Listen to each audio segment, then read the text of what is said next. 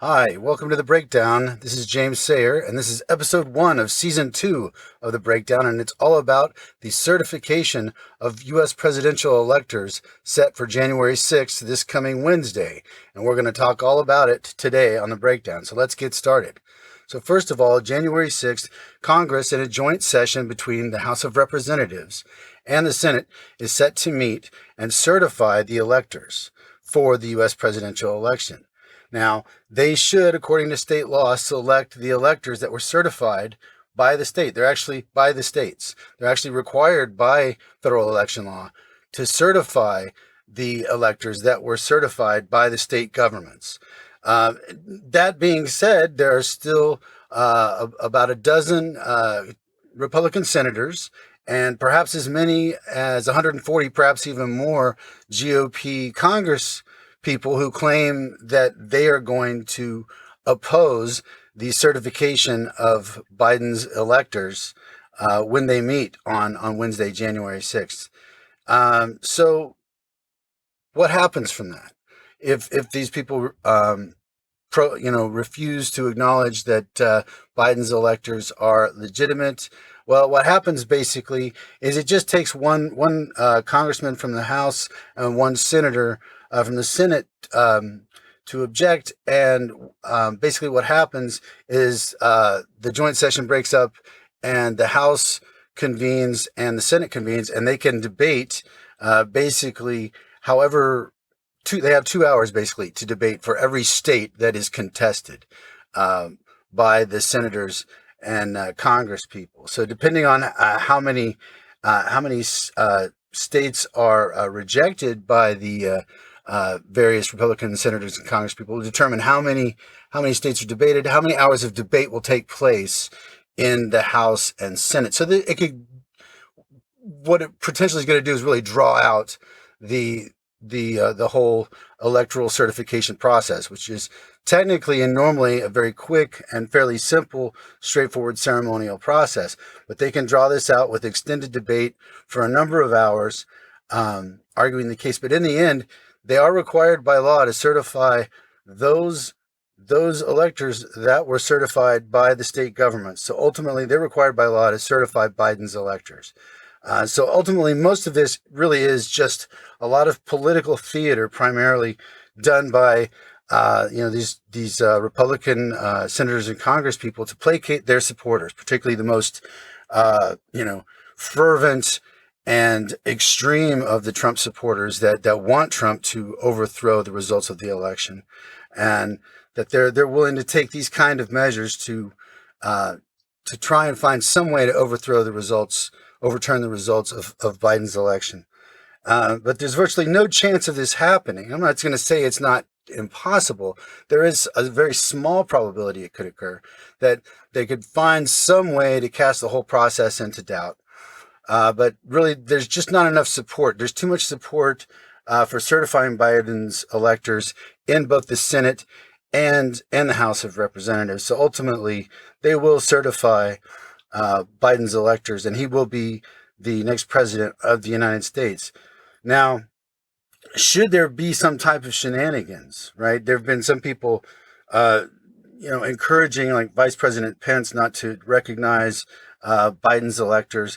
But he's already acknowledged that he's not willing to do that. That's exceeding his constitutional authority. He's to preside over the ceremony and over the proceedings, and he is to his role includes introducing all papers purporting to be electoral votes, and officiating in presiding over the congressional debates that take place. Should they have to break out of their joint session and have these debates, which seems likely they will. But that's about the limit to his role. If he tries to do much beyond that, or Pence tries to find some way to invalidate Biden's electoral votes, he's going to be exceeding his constitutional authority. And there's, from what we're seeing from most Congress people and senators, they're not going to support that. That's just a bridge too far. Now, that being said, who knows, right? Who knows what people might try. and what might happen. There's always that small probability. But the bottom line is this, is that Biden should be president inaugurated on January 20th. And if he's not, this country ceases to be democratic. This country would cease to be a constitutional republic and would become a dictatorship under President Trump. It would become a totalitarian state under President Trump. 335 million plus people under the dictatorship of President Trump. And that's not going to happen because there's too much support in Congress for doing their duty. And while there are far too many people willing to entertain these fantasies of electoral fraud that have not taken place, right? That there's still far too much support within Congress for the objective reality that these votes have been certified by the state. And there have been recounts, numerous recounts, and there have been somewhere in the neighborhood of 60 challenges by Trump thrown out from the courts. This is a done deal. Okay, this is over. And to deny Biden the presidency is to end the democratic experiment of the United States. And that's the potential for the disillusion of our country. That is not anything any rational American wants or any moral American wants. Okay, there are some people, some unhinged people, and some, morally questionable people that might be okay with that and maybe wanting to instigate that, but that there aren't enough of them. Not yet, not in Congress. And that gets us to the next point, is that there's not that great a danger that Biden won't be president. The likelihood that he won't be inaugurated is extremely small. It's a virtual near impossibility. Now, not saying it's not impossible. Something weird could happen, something treacherous, absolutely. But that probability is very minute. The bigger issue is the next election in 2022 or 2024, right? If there are enough people in the Republican Party that are willing to pretend there's fraud when there isn't, when they're willing to ignore hard evidence over baseless conspiracy theories, and if they're able to find ways to get more people to believe in that, or to get in place state election officials that are willing to disobey the laws and not certify the official votes of the voters. That's the greater potential, is that already what we're seeing is a concerted campaign by Trump and many in the GOP, not everyone, but many in the GOP, to get people to believe that 2 + 2 is 3, that there was fraud when there was no fraud, right? That the most fraudulent activities we've seen have been from the Republican Party itself, from their efforts to defraud 81 million voters, their right, the voters that voted for Biden, their right to have their president take office on January 20th. Okay, it's the next election. We have to protect our democratic institutions, which means we need to make all types of reforms once Biden takes the Oval Office on the 20th. We've got to make sure that Congress enacts all types of important reforms to make sure that this doesn't happen again, because the next time it could be worse. We could have someone more disciplined and smarter than Trump, someone more ruthless, more cunning, and more dangerous. And that's the greater danger, is that this group of people in our country that's willing to try and lie their way to overturn the elections and create all these frivolous, fraudulent lawsuits to try and overturn the will of the voters, that they will find a way to confuse and manipulate voters into supporting unconstitutional acts, right? Or finding ways to suppress, right, the will of the voters and suppress voter turnout, or find ways to reject certain ballots over others, right? There's lots of reforms that are going to need to be done. We're going to have to require all presidential candidates release their tax returns. That's a basic thing. That's going to have to change, all right? Congress is going to have to, they're going to have to enhance their congressional subpoena powers to make sure that people they subpoena show up and testify, and if they don't, that they're held accountable appropriately, all right? there needs to be universal voter registration. So if you're an adult, you're automatically registered to vote, unless you're, a felon or something like that. And that if you are a felon, once your time is served, you're put back on the voter rolls again automatically, right? As part of universal registration.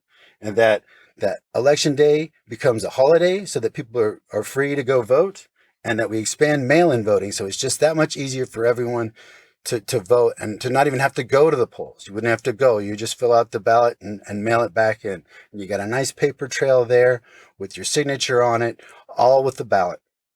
Okay. And also, we need much better voting equipment and better staff to make the whole thing work more efficiently and securely. And we need to make sure that there are reforms that eliminate any partisan interference in state elections, to make sure that state election officials are allowed to do their jobs professionally and impartially without threats of violence or coercion, and that they're able to do their jobs ethically, without being molested or threatened.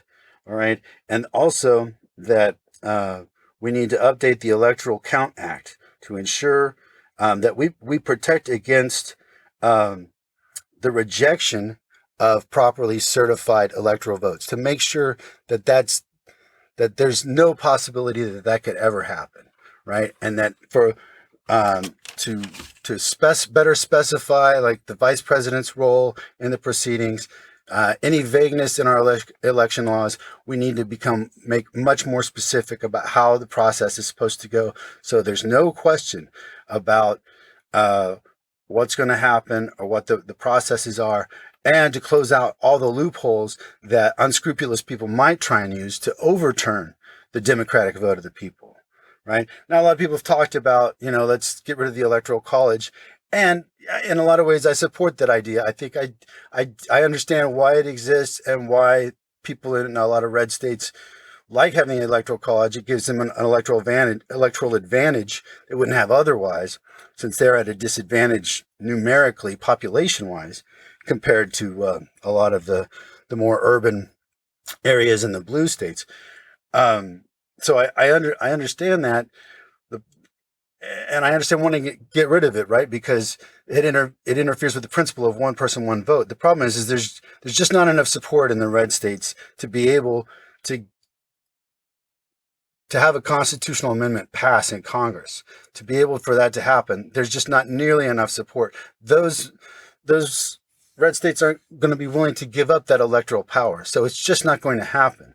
But there are other things that we can do to protect our democracy and to protect our votes, and we need to make sure that we do that. Now, also, separately but related to all this, is on this day, on the 6th, on Wednesday, January 6th, right? Trump supporters, Proud Boys, Boogaloo Boys, who else? A lot of far right protesters going to turn out in DC and other cities as well, to protest the certification of Joe Biden as the 46th president of the United States. Right? So they're going to do this. This is my one thing I really cannot possibly overstate, that I'm going to say to all progressives out there: do not go to these protests. Do not go to counter protest. Do not go to shame them or yell at them or throw stuff at them. Stay away from these protests. Let them exercise their First Amendment rights.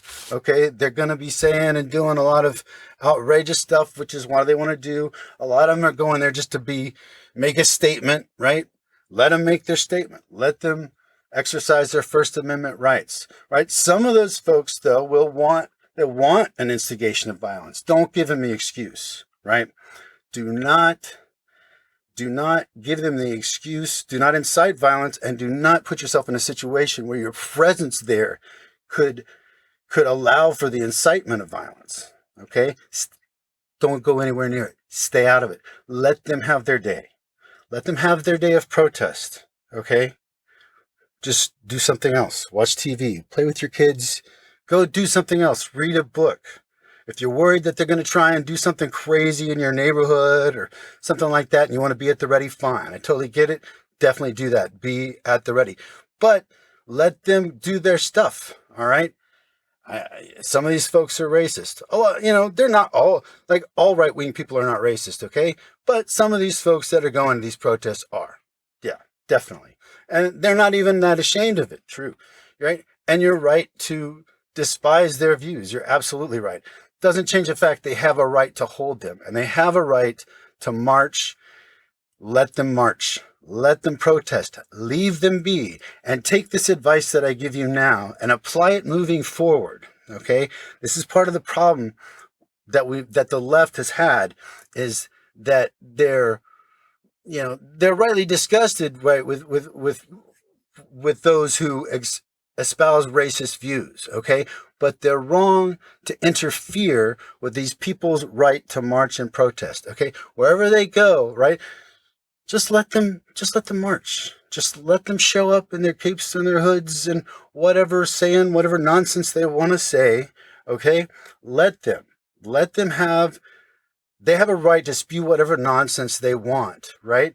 If it's part of like a legal march, if it's part of a legal peaceful protest, right? Now, I don't support people coming to guns with protests. I consider that, more a form of political intimidation, right? Skirting the line, right? And pushing closely up against, it definitely is more of a tactic of intimidation. And when folks start showing up at like elected officials' houses with automatic weapons or semi-automatic, assault style weapons, that's not a protest. That's political intimidation, and that in fact is a form of terrorism, where you're showing up at somebody's property with weapons. That is a form of terrorism. Let's just be honest about that. Okay? So, the bottom line is this: let them have their day. Okay? Don't give them an excuse for unrest. I mean, if I was Trump, I'd be looking for any excuse I could to declare martial law or all types of emergency powers, right, to deal with some sort of, fake trumped up unrest, right, or something, blown way out of proportion, right? So just don't give him the excuse. Don't feed the fuel. Don't feed the fuel that you do when you counter protest, when you're yelling back at them, when you're trying to shout them down. All right. When you're trying to argue with these protesters, right, and end up getting in fights with them, right, and doing all this stuff that happens, no one wins. No one gets. It's not like you convince any of them. It's not like you won any of them over, and it's not like you've won the debate, right? Almost half the country is still with Trump. So that tactic has not worked. It has not convinced people. So stop it, all right? Learn from what works and what doesn't. That doesn't work. So just let them go. Let them march. Let them be. They have a right to say whatever they want in their march. Let them have their day, and then they'll go home. They'll go home once Biden is certified to be this 46th president of the United States. They're going to go home eventually. They're going to throw a fit. They're going to make noise. They might shoot off some guns. Who knows what they might do? They might try and blow a few things up, or let them do what they're going to do. All right? And let the police manage them. All right? Like I said, if you want to try and be safe, you're worried about your neighborhood, I totally make sure people want to just be on alert as citizens. It's not a bad idea, but just stay away from these protests. You got no business being there. Let these folks do their thing. Let Congress do their job and certify Joe Biden as president. All right? So just keep the faith. Keep the faith. We've been tested. All right? We just have to make sure that we make the changes we need to make so that this doesn't happen again. All right? That this was a mistake, and Trump has actually done us a favor. He's done us a favor in that he's shown us our weaknesses of our institutions and the weaknesses of our society, the things like racism that haven't been properly faced and dealt with, and the problems with like economic inequality, which he spoke to. I mean, he didn't really help very much with that at all, but he spoke to it. Right? And spoke to the people who have been disaffected and who have been left behind. We've got to do a much better job about looking out for those people. All right. That's been a good lesson from all of this. All right. So let us take the lessons from this and let us be smart and just let the process work. All right. But we do need to have better laws in place to make sure this doesn't happen again. So, anyway, that's it for this episode of The Breakdown. On our next episode, we're actually going to talk about human consciousness. You know, people talk about it a lot, but what is it really? We don't know a whole lot about it. So this is going to be actually really interesting. What is human consciousness? We're going to get into that. We're also going to talk about free will, the idea of an individual independent free will. And most of us think we have one. Do we? Do we have one? And does it matter? So we're going to get into all of that, right? That should be pretty interesting. We're going to get into it, and we're going to get to the bottom of all of it on the next episode of The Breakdown. So in the meantime, I'll just say, just hold fast, keep the faith, and our democracy will prevail. Until the next time, take care.